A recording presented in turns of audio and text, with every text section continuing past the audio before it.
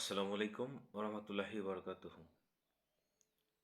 কুরআনুল কারিমের সূরা নিসার ৭৬ নম্বর আয়াতটা আমি ব্যাপকভাবে পড়লাম এবং বিশ্লেষণ করলাম। দেখলাম আল্লাহ পাক সুবহানাহু ওয়া তাআলা বলছেন, যারা ঈমানদার তারা আল্লাহর পথে লড়াই করে, চেষ্টা করে, সাধনা করে, অর্থাৎ আল্লাহর দ্বীন প্রতিষ্ঠার জন্য চেষ্টা করে, আল্লাহর দ্বীনের পথে থাকে, মানুষকে দ্বীনের পথে আনার চেষ্টা করে।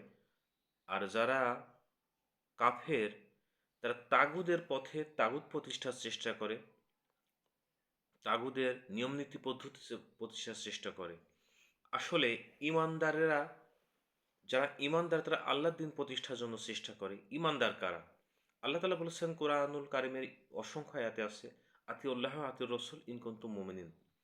যারা যদি ঈমানদার হয়ে থাকো আল্লাহ এবং আল্লাহর রাসূলকে অনুসরণ করো।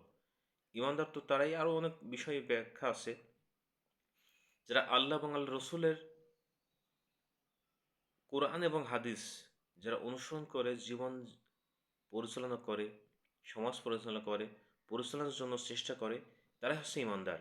কোরআন এবং হাদিসকে অনুসরণ করে যারা জীবন পদ্ধতির, সমাজ, রাষ্ট্র সব কিছু পরিচালনা, তারা হচ্ছে ঈমানদার।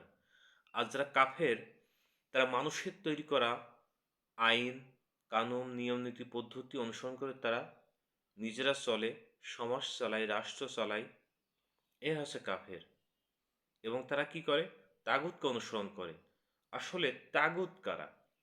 তাগুতকে অনুসরণ করছে, তাগুত বলতে বোঝায় যে আল্লাহর বিধান মানে না, অন্যকেও মানতে দেয় না এবং নতুন করে তারা আইন তৈরি করে, এরাই হচ্ছে তাগুত।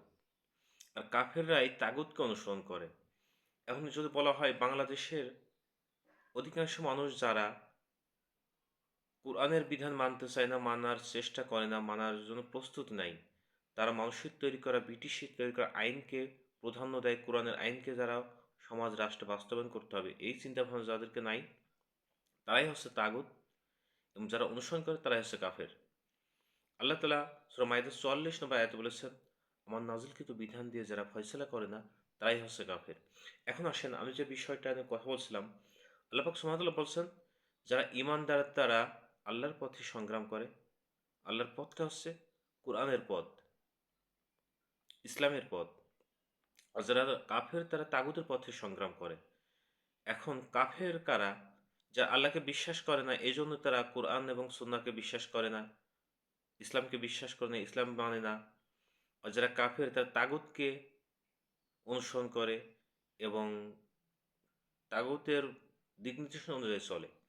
তো এখন কাফেররা তাগুতকে মেনে চলে। তাগুতটা বলেছিলাম যে, যে আল্লাহর বিধান মানে না, অন্যকে মানতে দেয় না, তারাই হচ্ছে তাগুত। এবং নতুন করে তারা না আইন তৈরি করে।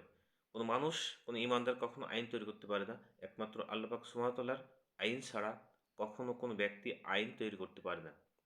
তো এখন সমাজে কারা কাফের তারা আপনারা বুঝতে পারছেন।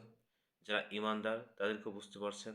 ঈমানদাররা আল্লাহর বিধান বা জমিনে বাস্তবায়নের জন্য চেষ্টা করছে। আর কাফেরেরা মানুষের তৈরি করা আইনকে রাষ্ট্রে বাস্তবায়নের জন্য চেষ্টা করছে। আপনি কোনটা করবেন সেটা আপনার বিষয়। আজকের মতো এ পর্যন্ত শেষ করছি। আসসালামু আলাইকুম ওয়া রাহমাতুল্লাহি ওয়া বারাকাতুহু।